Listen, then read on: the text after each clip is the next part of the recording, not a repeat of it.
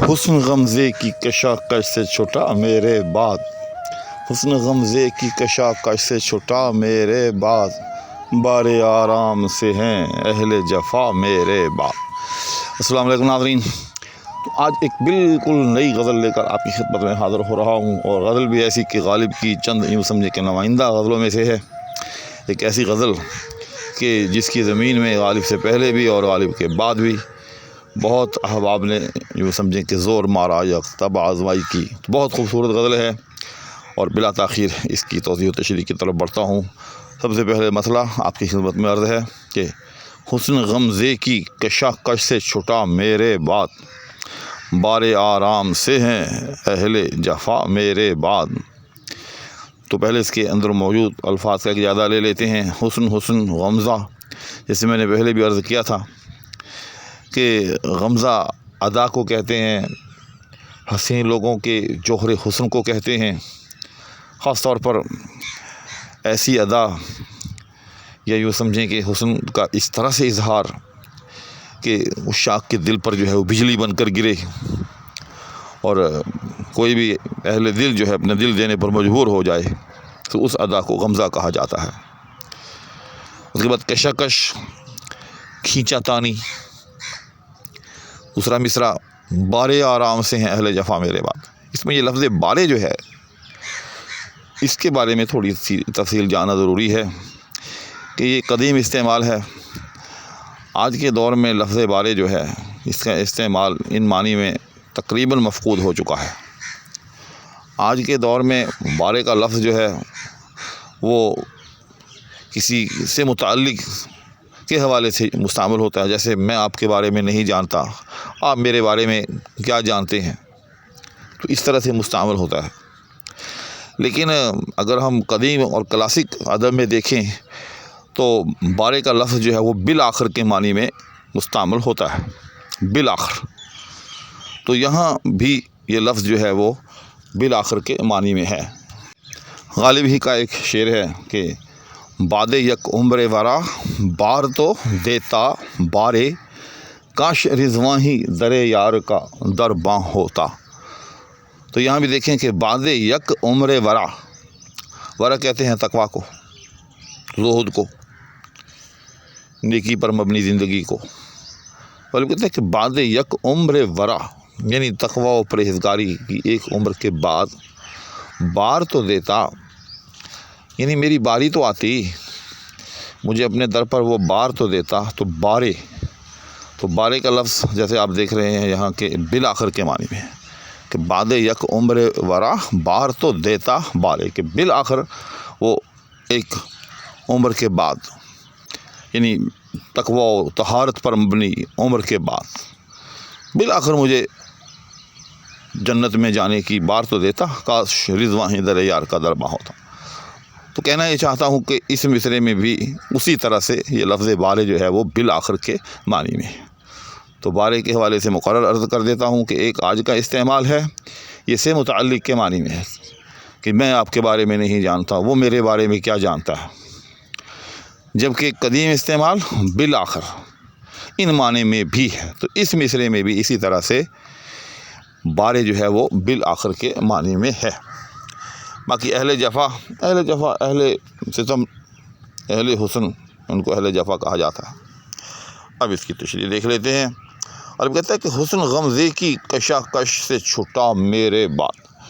اس میں یہ جو لفظ میرے بعد ہے، جو کہ غزل کی ردیف ہے، اس پوری غزل کی ہر شعر کی یوں سمجھے کہ عمارت جو ہے وہ اسی ردیف پر جو ہے وہ تعمیر کی گئی ہے، کیونکہ انسان کی موت دنیا میں ایک ایسا واقعہ ہے، ایک ایسا سانحہ ہوتا ہے جو کسی طور پر بھی بھلائے جانے کے لائق نہیں ہوتا، اور یہ کہ اس کے ہمیشہ بڑے کانسیکوینسز اور نتائج ہوتے ہیں۔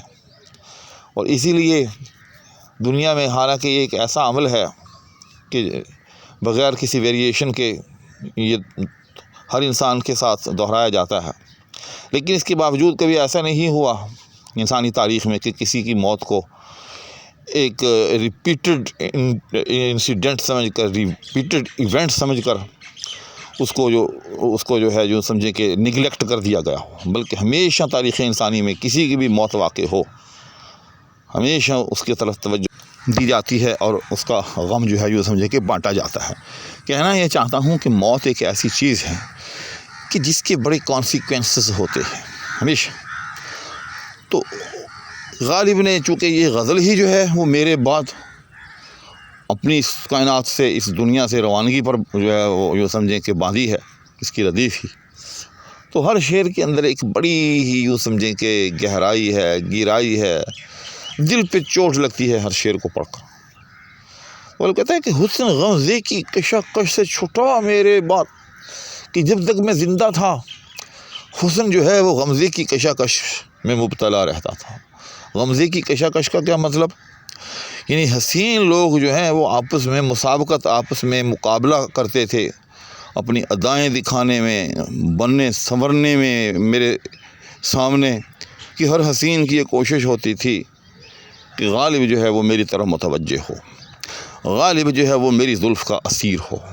لہذا ہر حسین جو ہے وہ اپنے تئیں، اپنی مشاطگی کے لیے، اپنے اظہار حسن کے لیے جو کر سکتا تھا کرتا تھا، اور اس میں ان کے درمیان ایک مسابقت کا عالم رہتا تھا، ایک چھینا چھپٹی کا، ایک کشاکش کا، ایک دوسرے سے آگے نکلنے کا ایک عالم دکھائی دیتا تھا۔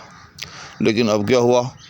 بارے آرام سے ہیں اہل جفا میرے بعد، کہ جب میں چلا گیا، جب میں نے یہ جہان چھوڑ دیا، تو بالآخر اب جو اہل جفا ہیں وہ آرام کرتے دکھائی دیتے ہیں۔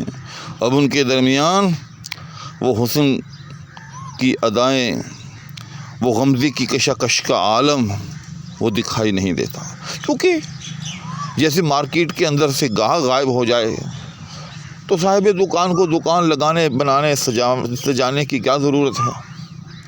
ویسے ہی جب غالب ہی نہ رہا، حسن کا قدردان ہی نہ رہا، تو اہل جفا اور اہل حسن کو اپنے بننے سنورنے کی، اپنی ادائیں دکھانے کی اور باہم کشاکش کی ضرورت ہی نہ رہی۔